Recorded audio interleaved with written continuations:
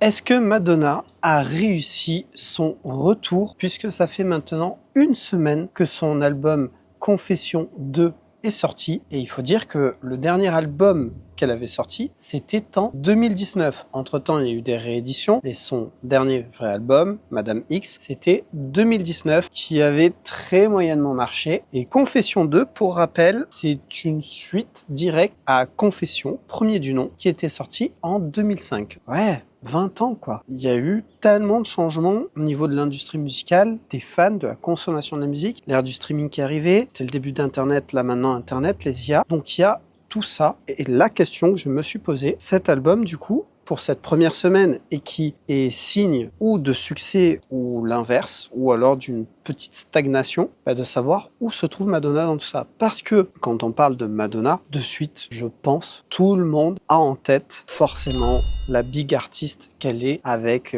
des gros titres qu'elle a pu sortir. Je te laisse mettre en commentaire ton titre principal qu'elle a pu faire. Pour moi, il y a par exemple La Isla Bonita, il y a... c'est celui-là qui me vient en tête, tu vois. On va partir sur lui, mais évidemment, il y en a plein d'autres. Enfin, là, en même temps, j'ai aussi Like a Prayer qui me revient, que j'adore. Hang Up aussi, que j'adore aussi. Avant de regarder les chiffres, certains chiffres sont officiels, d'autres c'est une moyenne puisque tous les chiffres ne sont pas sortis, ça ne fait qu'une semaine, donc forcément il va se passer un petit délai encore, mais on a des chiffres officiels, notamment pour la France, et c'est cool. Et je peux d'ores et déjà dire que Madonna n'a rien perdu. Déjà à titre personnel, j'ai été hypé par son retour, puis ensuite un peu moins au vu de ce qu'elle avait un peu sorti, et en vrai j'ai totalement kiffé son album. Et puis il faut dire que d'un point de vue marketing, Madonna a su vraiment briller avec un grand génie de comment bien naviguer et comment bien mettre en avant son album tout simplement. On reviendra un petit peu dans cette vidéo, je ferai peut-être une vidéo annexe par rapport à ça. À défaut d'avoir en bande son Madonna, tu l'entendras peut-être, c'est le chant des cigales. En tout cas, moi je l'entends très bien. Il fait bien chaud ici, on est en pleine canicule. Et oui, je suis un fou, je suis dehors à tourner cette vidéo. Ça va que la chaleur c'est quelque chose que j'aime bien. Même si c'est un peu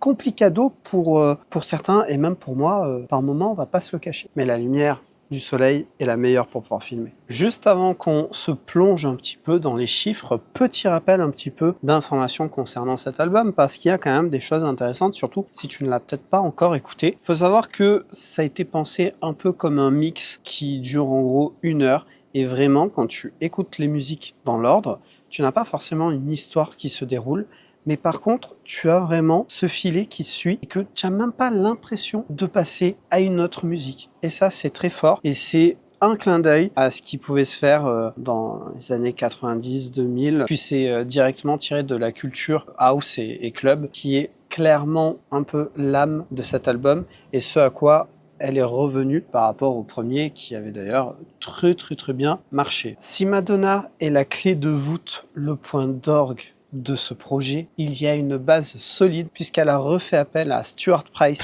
pour réaliser et faire opérer sa magie sur ce projet. Pour rappel, Stuart Price qui a bossé sur le premier Confession on the Dance Floor, donc c'est une boucle qui est bouclée, ça je trouve ça très bien, mais elle s'est entourée également d'autres génies de la musique, notamment Andrew White, Circuit, Parisi, Mirwais et Arca. Également, on verra qu'il y a d'autres artistes qui ont participé à ce projet, notamment un francophone, mais ça j'avais déjà sorti un petit format court, même si j'en reparlerai dans cette vidéo. Au niveau des titres qu'elle a sortis, ils sont soit tous bien, même si chacun en a une préférence. D'ailleurs, n'hésite pas, pareil, à me dire dans les commentaires lequel serait ton préféré. Moi, j'avais déjà fait une vidéo sur ça, mais j'avais bien aimé The Test en feat avec Lola Léon, qui, pour info, est sa fille. Voilà, tu ne le savais peut-être pas. J'ai bien aimé My Sins Are My Savior, qui est en feat avec Stromae, le francophone que je disais. Et d'ailleurs, on entend là-dedans, dans ce titre, Madonna parler en français, ça fait plaisir et elle se débrouille très bien. Il y a aussi le titre Fragile qui est un hommage direct à son frère Christopher qui est décédé. Il y a Bring Your Love avec Sabrina Carpenter où on dirait clairement la fille et la mère. Là c'est clairement pour toucher toutes les plus jeunes générations. Et il y a le titre Danceteria qui est clairement le banger pour le côté club, pour la house qui rappelle aussi le côté 80, 90. Donc là, c'est un peu le noyau des titres où il y avait un peu des tips, des choses à savoir. Et en même temps, peut-être les titres qui vont plaire le plus, parce que déjà dans ça, il y en a déjà deux, enfin même trois, parce qu'avec celui de Sabrina Carpenter, je le kiffe aussi, que j'adore. Donc peut-être que tu ne savais pas ces petites infos. Allez, maintenant, pose-toi bien parce qu'on passe aux chiffres. Ceux que je vais te donner là concernent d'ailleurs la France et sont tombés là officiellement. Donc ceux-là sont des chiffres officiels et assurés. Après, les autres qu'on va voir pour d'autres pays, c'est, on va dire, des estimations. Dans les prochains jours, ça sortira, mais la vidéo sera sans doute ou déjà sortie, ou tournée et montée, prête à être sortie. 25 491 exemplaires vendus au cours de la seule première semaine en France, qui est un très beau score, surtout que c'est notamment le physique qui mène devant, ce qui est beau, parce qu'en général, c'est plutôt le streaming qui est devant avec 20 450 ventes, donc ça représente 80,2%, et c'est directement dû à sa stratégie de merch qu'on verra juste après. Ensuite, on a le téléchargement digitaux avec 2248 ventes, qui représente 8,8%. Et on a le streaming, donc c'est les équivalents ventes, avec 2793 unités qui représentent 11%. Et ce qui est vraiment marrant, c'est que c'est le côté physique qui est devant. Alors le physique va se tasser à un moment donné, et le streaming risque peut-être de lui passer devant par la suite. Mais pour une première semaine, c'est très intéressant. Il faut savoir que le disque d'or, c'est 50 000, et elle est déjà à un peu au-dessus de 25 000 en 7 jours. Donc autant dire qu'elle va atteindre peut-être la semaine prochaine, j'ai la certification or pour Confession 2. C'est pas impossible. Et dans le reste du monde, comment ça se passe? Alors déjà au Royaume-Uni, il faut savoir que Madonna a sa plus grosse communauté et ça se passe très très bien puisque c'est 37 106 unités vendues en une seule semaine et ça va encore augmenter. Là, j'ai pas le détail par contre, mais on est déjà sur des chiffres au-dessus, même si c'est assez proche, mais c'est quand même au-dessus de ceux de la France. Au niveau des États-Unis, étonnamment, les chiffres ne sont pas encore sortis, mais c'est une estimation aux alentours de 100 000 unités vendues. Là, pareil, tout confondu. Je pense qu'elle les atteindra largement, qu'elle n'en sera pas loin. À mon avis, on aura la réponse peut-être au moment où je montrerai cette vidéo, on va savoir, mais j'ai pas le temps les gars. Il faut faire le bilan après une semaine. Si je le fais dans 2 semaines, ça n'a plus aucun intérêt. Du coup, tu l'auras sans doute compris, le retour de la Madone, c'est validé, c'est verrouillé. Les chiffres sont là pour clarifier la chose et la qualité de cet album aussi, clairement. Mais il y a eu une carte qu'elle a jouée et qui a permis qu'on arrive à ce sommet-là, parce que rien que le nom Madonna aurait suffi pour une partie, mais pas pour la totalité. Et dans cette vidéo, tu as déjà peut-être compris quels outils elle a pu utiliser pour en arriver là. C'est simple, elle a utilisé en premier celui de s'entourer d'artistes talentueux, appréciés et du moment. Et ça, c'est tout simplement Sabrina Carpenter. Bah oui, c'est l'artiste qui éclate tout au niveau des chiffres, qui a des récompenses au Grammy, tout simplement est apprécié, qui a une esthétique proche de celle de Madonna, mais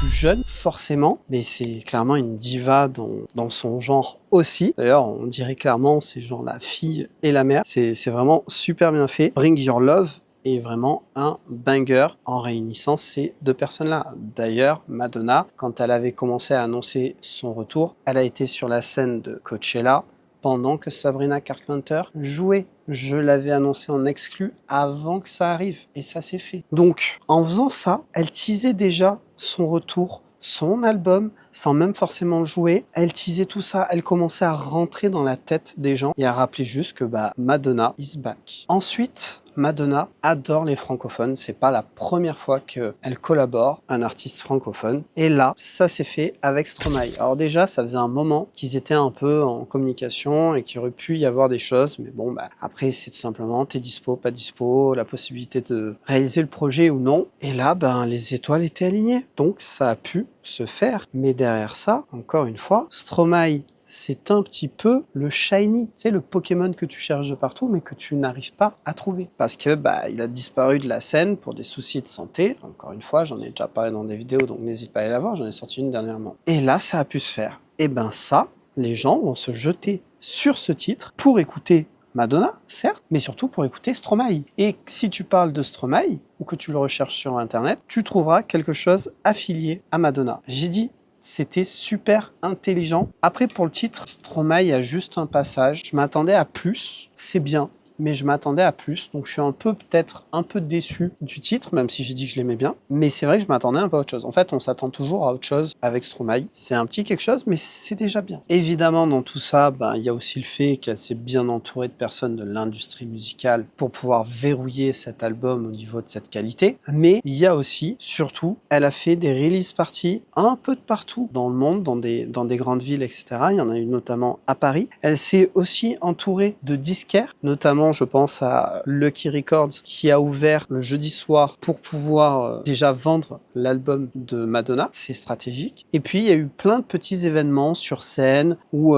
pareil des rencontres avec des fans où pareil il y avait aussi une partie merch qui a fait que Madonna était présente. Et je ne parle pas des panneaux publicitaires et ce genre de choses qu'elle avait à différents endroits, notamment Times Square, tout ça, pour pareil, qui ait cette visibilité et que instinctivement on pense à elle dans notre esprit. Et c'est tout ça qui fait qu'on se retrouve avec ce succès au niveau des chiffres, presque 40 000 au Royaume-Uni, un peu plus de 25 000 en France, et dans les autres pays, ça a aussi bien marché, les chiffres sortiront, j'en parlerai si besoin, ou je ferai une mise à jour avec une autre vidéo. Why not? Donc le retour de Madonna, je pense que tu auras compris, est validé. Et j'ai pas parlé aussi de son mini-film qu'elle a sorti, j'avais fait une vidéo, on avait pu la regarder en live, qui a également participer à ça, surtout qu'en plus il y avait Dolce Gabbana dans le coup, il y avait aussi beaucoup de guests dans son mini-film, enfin ça a beaucoup